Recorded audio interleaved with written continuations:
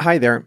Last week, I told you about Plain English Plus, our new membership. One exciting feature of Plain English Plus is the fast version of the podcast. Each Monday and Thursday, JR and I produce two versions.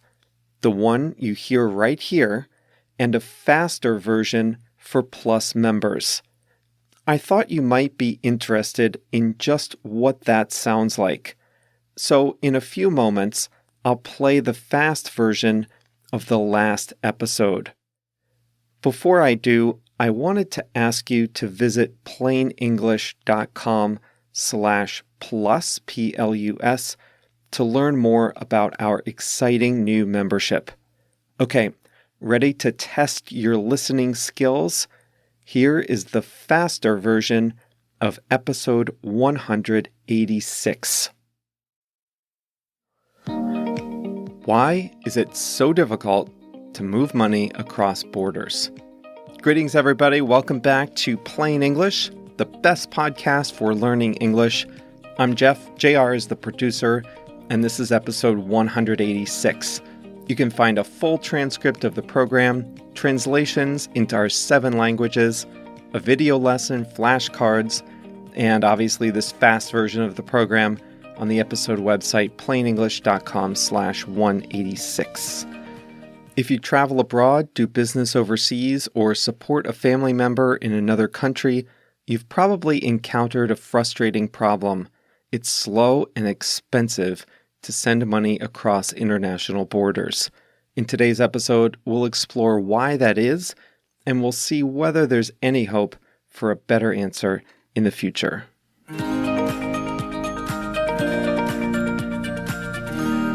In almost any major city in the United States, if you go to the right place, you'll see an array of shops all offering money transfer services to other countries. A lot of these shops are specific to destination countries. Just here in my neighborhood, you can find money transfer shops specializing in payments to Mexico, Ecuador, Colombia, El Salvador, and Guatemala. That's in addition to the branches of bigger money transfer agents like Western Union and MoneyGram. Every day, people line up inside these shops to send money back home to support relatives. The word in English is remittances. When workers go to another country to work for higher wages, the money they send back home is a remittance. Worldwide, the total amount of remittances per year is about $600 billion, or about the same size as the entire economy of Argentina or Sweden. Now, I can tell you from observing with my own eyes, and from people that I know, that these workers work extremely hard for the money that they send back home. Unfortunately, though, a large part of what workers send back is lost to fees, sometimes up to 10%. If you can send a message in an instant and for free, from anywhere in the world to anywhere in the world, then why can it still cost 10% and take a week to send $200 across borders? One big reason is that not everyone uses a bank account. If you, the sender, or your recipient doesn't have a bank account, then you rely on networks like Western Union or other smaller transfer agents which need to maintain expensive shops. They have to pay rent, they have to pay the agents to sit in the shops, and they need to pay for all the security necessary to handle cash. They also need to have enough money on hand in all their destinations in order to serve their customers. Having that money always available is expensive in its own way, too. Western Union is one of the most expensive ways to send money, and they know it. But they also know that they're one of the only choices you have if your recipient needs to pick up money in cash. But let's say both you and your recipient both have bank accounts in your respective countries. You still pay a minimum of 5% even if you work with big commercial banks. Banks still send money across borders using a system that was established in 1973. It's called SWIFT, which is a bit of a misnomer. SWIFT is a messaging system in which banks send instructions to one another. There are 10,000 financial institutions that are part of SWIFT, and they can't all have individual relationships with one another, so they send the instructions through the SWIFT system. And to make things more complicated still, your instructions might have to go through several different mini networks within SWIFT in order to get to your recipient's bank. And everyone involved in the SWIFT process, the sending bank, the receiving bank, and any banks in between that need to act as brokers, well, they all charge a little bit of a fee. Now, banks and money transfer agents will tell you how much they're charging for the service, but they won't tell you another way that they charge you, the exchange rate markup. This sounds complicated, but it's fairly simple. There is no official or legal exchange rate between two currencies in most cases. The exchange rate is simply the amount buyers and sellers of a currency are willing to pay one another. Practically speaking, if you look up the exchange rate online, what you see is the best rate that the biggest financial institutions give each other. You and I, as consumers, we don't get the very best rate, but if we try hard enough, we should get pretty close. Unfortunately, when it comes to sending money abroad, money transfer agents and sometimes big banks give you a bad exchange rate and they pocket the difference. We haven't even begun to talk about all the time it takes to do this. One of the big delays in sending money has to do with anti-money laundering regulations.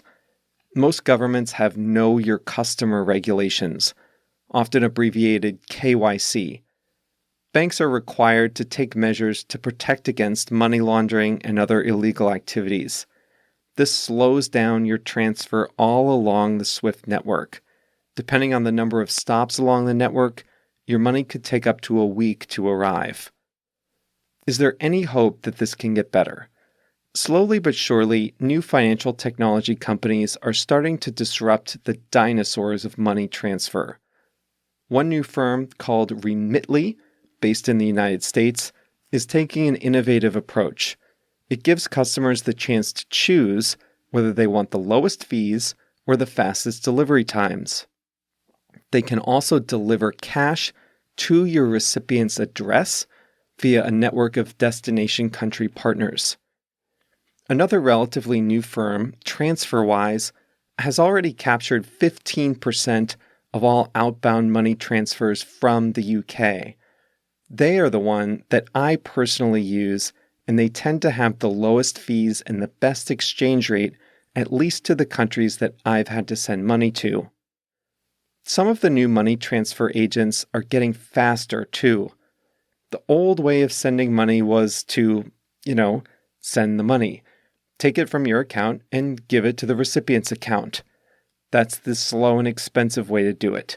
But there is another way. Let's say you're working with a transfer agent that has money in both locations. Let's pick the US and Mexico since that's a very popular corridor for remittances. A company like TransferWise will have bank accounts in both places with a lot of money in both currencies. If I want to send money to someone in Mexico, I can give TransferWise $200 right here in the US. Instead of sending the money through a network of banks, TransferWise can just send my friend 3,900 pesos out of the account that they already have in Mexico. And presto, the money gets to my friend right away, no bank transfer, no bank transfer fees. Now, obviously, there's more money going to Mexico than the other way around, so the transfer agents have to manage the balances via traditional bank transfers, but they can do that with bigger amounts, and they can plan it in advance. Now, I know this audience is a very international audience. You're moving around, going from Brazil to Australia, Colombia to the United States, Venezuela to Peru, China to Germany, France to Canada, Morocco to the United Kingdom. If you send or receive money across borders, try your best to make sure both parties have a bank account at least, and try using a company like Remitly or TransferWise or similar startups. PayPal can sometimes be a good option, and maybe even Libra or other cryptocurrencies someday. Get the right exchange rate and pay a competitive fee. You work too hard for your money to pay 3 bank fees and a currency markup just to send money in 2019.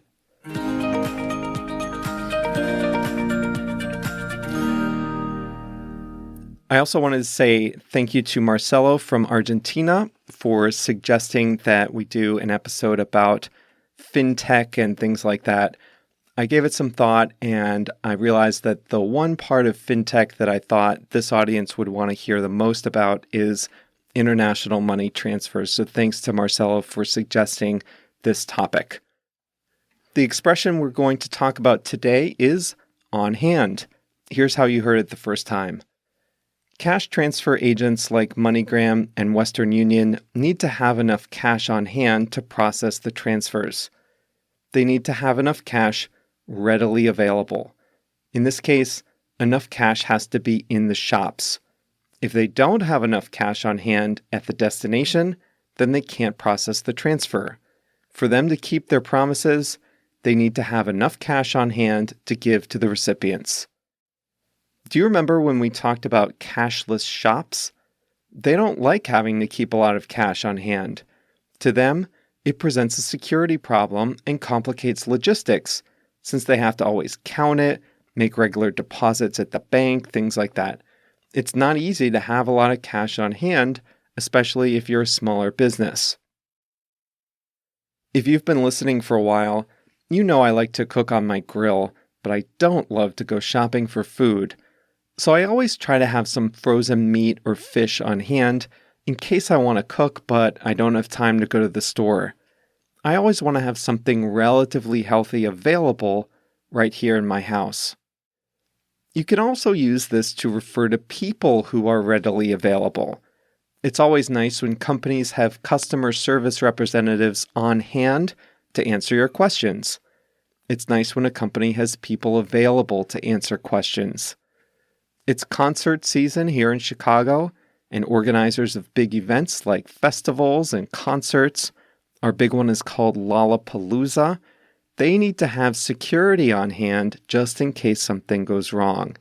They want to have security guards available in case they need them. If a situation develops, they don't want to have to wait to call the police.